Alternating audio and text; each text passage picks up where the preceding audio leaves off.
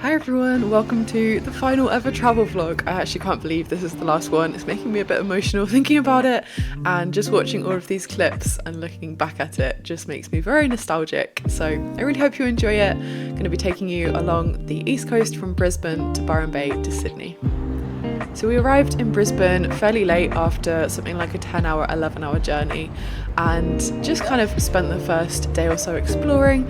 I really enjoyed Brisbane. I thought it was such a lovely city. It had a really nice, relaxed vibe to it with still the kind of hustle of the busyness. So yeah, it was good. I really enjoyed going around the art gallery and the botanical gardens as well. So yeah, definitely recommend checking those out if you're ever in Brisbane.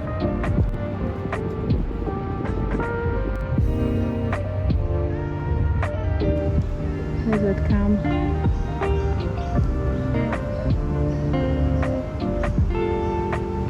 Although I was trying to make a conscious effort to be as present as possible and like soak it all up in the last few weeks of our trip especially, I did find myself wondering about what would come next in my life, wondering about the future, and trying to make plans for what I would do when I went back to the UK. So I remember spending a lot of time thinking about the future while in Brisbane, and I found it quite an inspiring place to think quite expansively about the future, to open up my mind to like different possibilities of what I might want to do next, and I really enjoyed doing that. So that's kind of what I remember from Brisbane, thinking about, do I want to work abroad, do I want to come back to the UK, what sort of jobs do I want, what do I want my lifestyle to look like, and trying to conjure up as many possibilities for that as possible.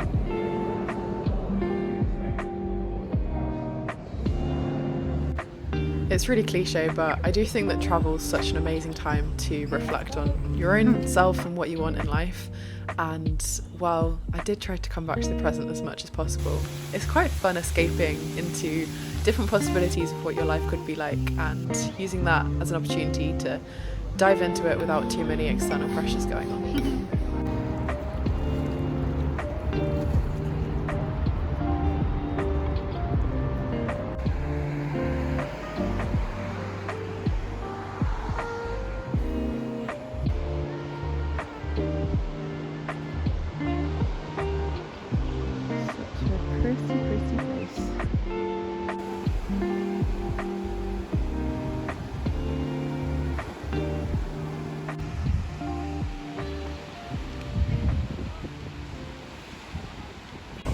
Had a great few days in Brisbane, and now we are at Byron Bay, just heading up to find a little lighthouse, which is pretty fun, and taking in the views. So pretty. This is Byron Bay. No need try, we just go with the motions. Close your eyes, ease your mind for a moment. You know smoke that make you feel you floating. You know joke or you pressure, you know it.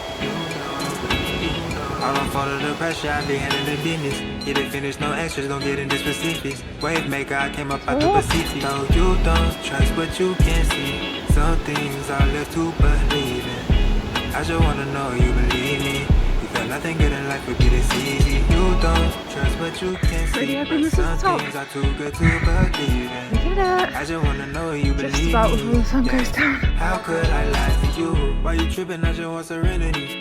So you can miss me with the negativity, and you can witness all the possibilities. And it hit different when you feel the energy. And I'm a lot of energy for enemies. I keep the peace, I let the hate be rest in peace.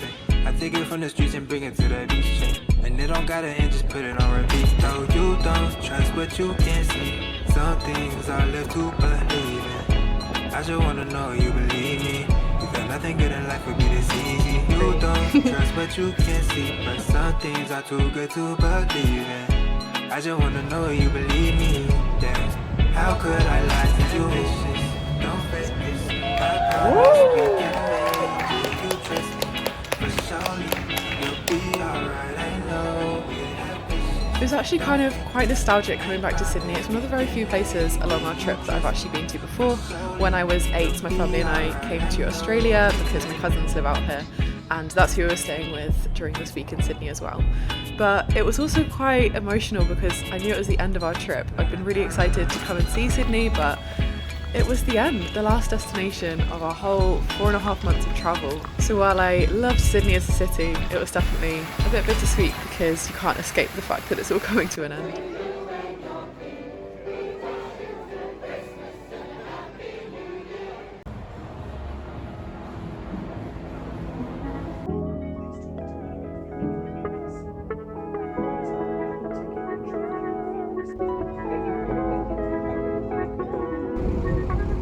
If I could tell you, I don't think you'd believe how long I felt this way. I'm begging you to stay. And if I Currently in Sydney, walking from Spit to Manly along the gorgeous coastline. Lovely day. there could be a place for you and me. And under the stars, you pack up your car, 'cause you're going far away from here.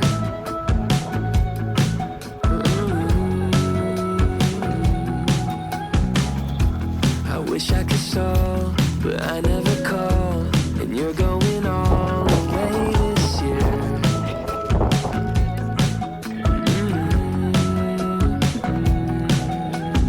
If I could tell you, I don't think you'd believe how long I felt this way. I'm begging you to stay, and if I could show you, I'd hope that you could see all the possibilities. There could be a place for you and me. I feel 100 degrees when you call my name, and I don't know what you see. Hope we feel the same. I feel 100 degrees when you call my name, and I don't know what you see. Hope we feel the same.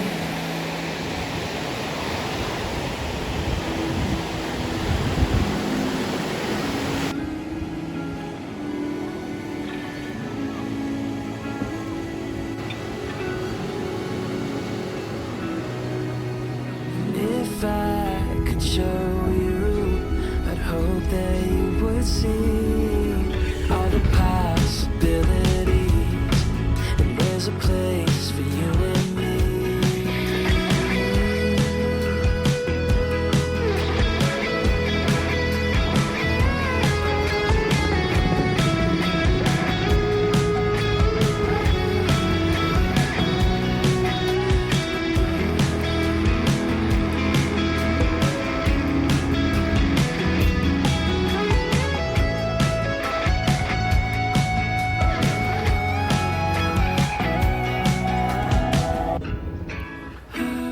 I feel 100 degrees when you call my name, and I don't know what you see. Hope we feel the same. I feel 100 degrees when you call my name, and I don't know what you see. Hope we feel the same.